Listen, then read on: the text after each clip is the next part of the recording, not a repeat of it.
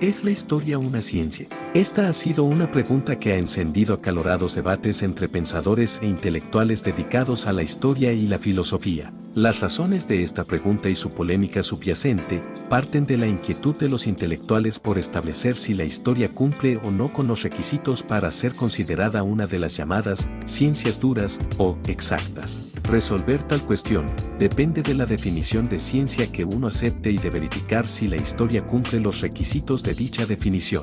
Eso es lo que opina el historiador brasileño Ciro Santana Cardoso en su libro Introducción al trabajo de la investigación histórica. En el mencionado libro, argumenta las razones de la cientificidad de la historia a través de un recorrido histórico que no está exento de polémicas, como así también de un rico diálogo con el mundo de las ideas y la praxis. Hola, queridos amigos. Les doy la bienvenida a este nuevo video dedicado a las reflexiones sobre la historiografía. Hoy se responderá a la pregunta, ¿es la historia una ciencia?, según los argumentos del historiador Ciro Cardoso. Espero que les guste y que les sea de utilidad. Como bien se dijo en la introducción, responder la cuestión sobre la cientificidad de la historia depende de la definición de ciencia que se acepte y de verificar si la historia llena los requisitos de tal definición. Basándose en las ideas del filósofo Mario Bunge, Cardoso afirma que ciencia es un conocimiento racional, sistemático, exacto, verificable y por consiguiente, falible. Del mismo modo, postula que ciencia es un tipo de actividad que consiste en aplicar a un objeto el método científico, que es el método de planteamiento y control de problemas según el esquema de teoría, hipótesis, verificación y vuelta a la teoría. Tal actividad se hace para construir reproducciones conceptuales de las estructuras y los hechos, y determinar la posibilidad de llegar a un conocimiento racional. Sin embargo, para hacer un análisis y fundamentación sobre la cientificidad de la historia, no basta con precisar los límites del conocimiento científico, ya que, si bien es un buen comienzo, no resuelve el problema por entero. Es necesario para ello, hacer un análisis histórico y sociológico de la disciplina histórica para ver, con más detalle, las concepciones que prevalecieron en las academias.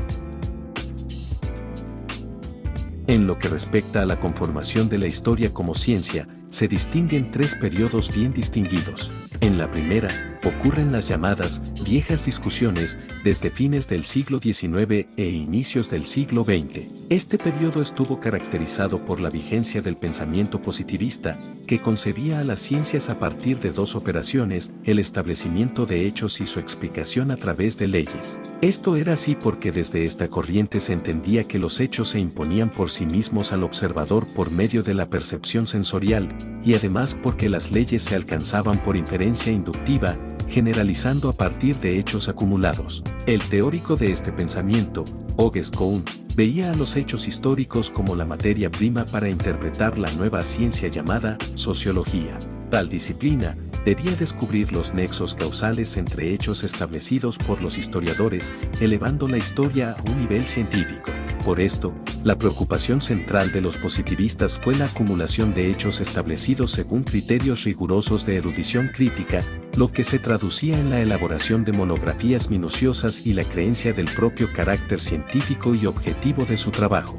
De esta manera, el historiador de este periodo se ocupaba de hechos singulares, con la finalidad de reconstruir el momento histórico, como realmente ocurrió, dejando la tarea de generalizar a los sociólogos. Hoy en día, se reconoce el valor del método crítico desarrollado por los positivistas en relación a la construcción de una historia científica, pero se considera que una disciplina que se limita a recoger y ordenar hechos singulares, separados unos de los otros, no es una verdadera ciencia. Es por eso que se produjeron debates donde se resaltaba la necesidad de alcanzar una síntesis histórica explicativa en reemplazo de la reducción y análisis positivista. En una segunda etapa, ocurren las llamadas nuevas polémicas. En ella, tanto el neopositivismo como el estructuralismo cuestionaron frontalmente a la historia y su posibilidad de hacer conocimiento científico. Por ejemplo, el neopositivismo criticó a la historia con la finalidad de demostrar que no puede ser ciencia. Para ello, enunció la llamada teoría de ley envolvente, según la cual, la explicación causal depende de la ley universal conocida y la descripción de las condiciones iniciales. Pero en la historia, dicen los neopositivistas, lo que se encuentran son leyes difusas tomadas del sentido común, por lo cual en la mayoría de los casos los historiadores no pueden dar una explicación rigurosa. Tampoco pueden ir más allá de un esbozo explicativo relleno de hechos empíricos. Sin embargo, a esta postura de los neopositivistas se le critica que está basada puramente en una postura lógica que desconoce la existencia de determinaciones muy amplias en la vida social. Desde el estructuralismo, se afirmó que la historia no puede existir como ciencia porque el objeto de la historia es el pasado, por lo tanto los historiadores representan el pasado como algo que existió pero que en realidad no existe. También se criticó que el historiador no puede escapar al subjetivismo, que los hechos ocurridos son únicos e irrepetibles, que no se puede llegar a leyes generales y que no se puede experimentar. A estas críticas se le cuestionan que están amparadas en la ideografía, que desconocen la obra de los historiadores y que contribuyen a la mistificación de la historia. Además, poco tiene que ver la imposibilidad de hacer leyes en la historia ya que las generalizaciones científicas se aplican a propiedades y no a hechos aislados. En una tercera etapa, ocurre la construcción de la historia como ciencia, con la confluencia del marxismo y del grupo de los anales a inicios del siglo XX. La concepción marxista permitió el estudio de la historia en términos de un desarrollo autodinámico y autodeterminado. Unió el enfoque genético y estructural en una sola perspectiva que excluía explicaciones metafísicas al proceso histórico, como ser Dios, espíritu, Volgeist, determinismos o leyes biológicas. La visión de este marxismo expuso una concepción dialéctica omnicomprensiva del desarrollo del mundo real, que ocurre mediante contradicciones. Esta concepción marxista se opuso de forma decisiva a la idea de una historia basada solo en hechos aislados, ya que para este movimiento la historia es una totalidad de hechos que se autodesarrolla bajo la lógica del materialismo histórico. En el aspecto metodológico, el marxismo aportó los siguientes principios. A. La realidad social es cambiante en todos sus niveles. B. El cambio de lo social está sujeto a leyes conocibles. Pero a este materialismo histórico se le critica que suele conducir a una creencia dogmática del desarrollo de la historia en la que siempre acontecen hechos conflictivos entre sí. Por eso, se recomienda usarlo como guía de estudio y no como un modo absoluto de entender la realidad. En 1929, con la fundación de la Escuela de los Anales se enunciaron los siguientes principios a aplicarse en el estudio de la historia. A. La creencia en el carácter científico de la historia, que es sin embargo una ciencia en construcción. B. La importación de problemáticas, conceptos, métodos y técnicas a la disciplina, es decir, modelos y análisis estadístico. C. La ambición por una síntesis histórica de lo social que explique la vinculación de la realidad.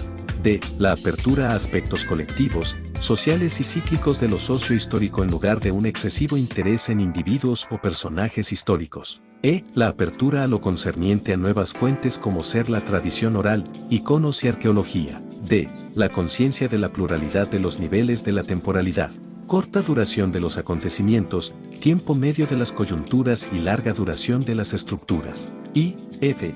Historia vista como ciencia del pasado y del presente a la vez.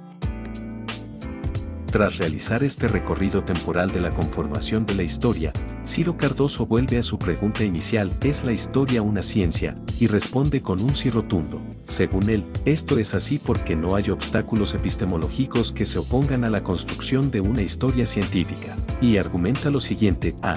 La evolución de la disciplina histórica manifiesta progresos evidentes de cientificidad. B. Si bien es cierto que la historia presenta un atraso considerable en su construcción científica en relación a las ciencias naturales, esto se debe a que las ciencias tienen una historia con una racionalidad propia por descubrir. C. La historia presenta obstáculos en el camino de su construcción como ciencia en aspectos de generalidad, legalidad y predictibilidad, que le son propios por su naturaleza. Para Cardoso, el problema específico de la historia es su preocupación persistente con lo particular, es decir que el historiador sigue pretendiendo aprender cada proceso histórico en toda su complejidad y originalidad irreductible, pero a los historiadores les faltan los instrumentos metodológicos para aplicar los procedimientos que permitan generalizar adecuadamente.